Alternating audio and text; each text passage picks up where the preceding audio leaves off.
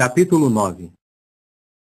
Por conseguinte, Jeová disse a Moisés: Entra até Faraó e tens de declarar-lhe: Assim disse Jeová, o Deus dos Hebreus: Manda embora meu povo para que me sirvam.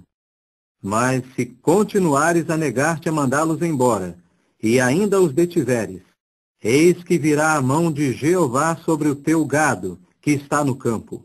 Haverá uma forte pestilência nos cavalos, nos jumentos, nos camelos, na manada e no rebanho.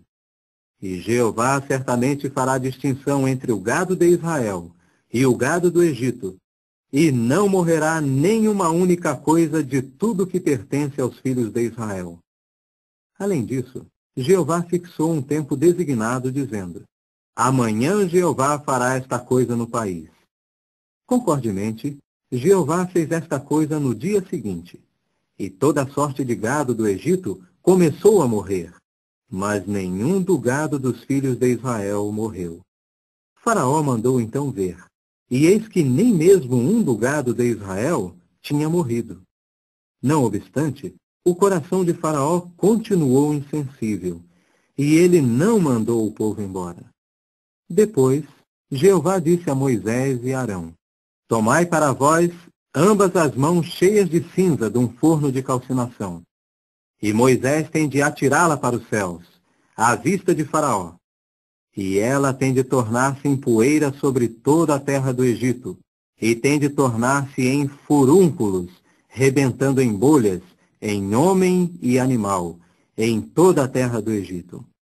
De modo que tomaram a cinza de um forno de calcinação e se postaram diante de Faraó. E Moisés atirou-a para os céus, e ela se tornou em furúnculos com bolhas, rebentando em homem e animal. E os sacerdotes magos não podiam ficar de pé diante de Moisés, por causa dos furúnculos, porque havia furúnculos nos sacerdotes magos e em todos os egípcios.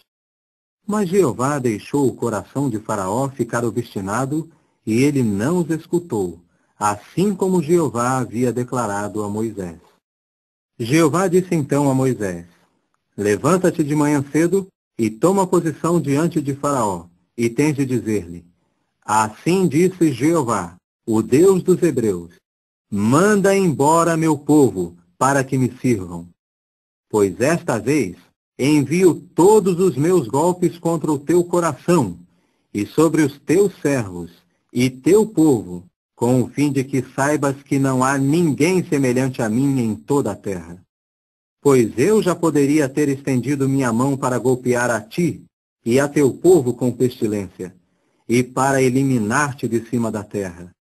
Mas, de fato, por esta razão te deixei em existência, para mostrar-te meu poder, e para que meu nome seja declarado em toda a terra. Ainda te comportas com soberba contra o meu povo, não os mandando embora? Eis que amanhã, por esta hora, farei cair uma saraiva muito forte, tal como nunca houve no Egito, desde o dia em que foi fundado até agora. E agora, manda recolher ao abrigo todo o teu gado, e tudo que é teu no campo. Quanto a qualquer homem ou animal achado no campo, e não recolhido à casa, sobre estes terá de vir a saraiva, e terão de morrer.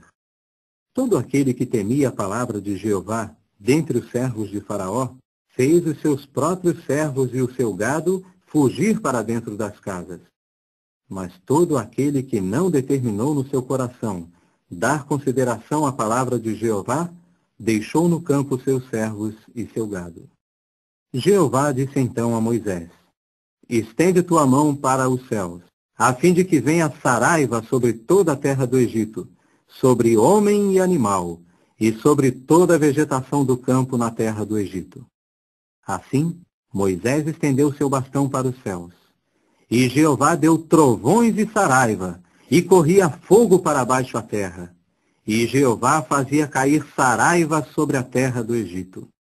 Assim houve saraiva, e fogo tremulando no meio da saraiva.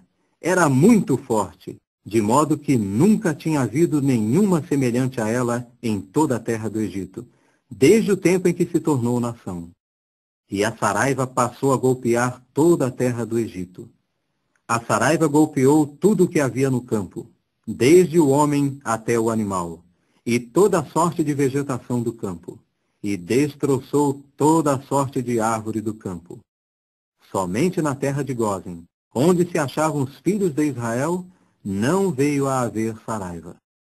Por fim, Faraó mandou chamar Moisés e Arão e disse-lhes: Pequei esta vez.